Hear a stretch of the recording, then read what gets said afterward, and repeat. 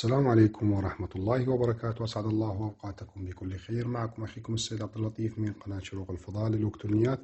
يرجى الاشتراك في القناة وتفعيل زر الجرس ليصلكم كل جديد. معنا الآن إضافة قناة طيور العراق بترددها الجديد على قمر النايل سات التردد 11594 فيرتيكال 27500. معنا الآن إضافة القناة تعمل بجودة LCD، طبعا أي رسيفر يستقبلها بجودة LCD. طبعا لو بجودة HD تظهر معنا علامة HD. هنا الآن القناة تعمل بالLCD. نضغط على منيو ثم قائمة الTV ثم نضغط OK على قائمة الTV ثم نضغط إضافة بالزر الأخضر.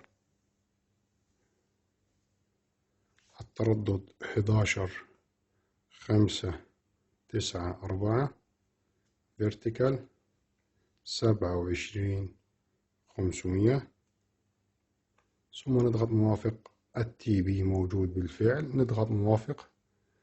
التردد ظهر معانا 11594 فيرتيكال 27500.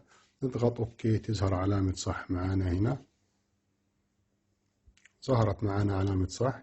ثم نضغط على بحث باللون الأزرق من الريموت كنترول ثم نختار FTA، نختارها نعم لكي لا ينزل معنا قناة مشفرة.